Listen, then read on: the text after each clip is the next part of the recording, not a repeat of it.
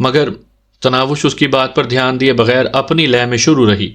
नहीं, ऐसी बात नहीं है। आज पूरा दिन उन्होंने मेरे साथ गुजारा। शाम को हम अम्मी जान की तरफ से गए थे। वहीं पर उन्हें कॉल मौसूल हुई और वो थोड़ी देर में लौटने का कह कर गए हैं। अभी तक नहीं लौटे।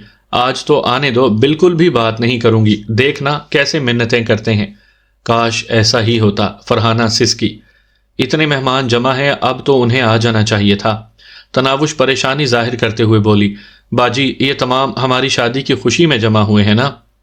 फरहाना उसकी बात का जवाब नहीं दे सकी थी। राहत खाला को शायद पाशा ने तमाम के लिए चाय बनाने का कहा था।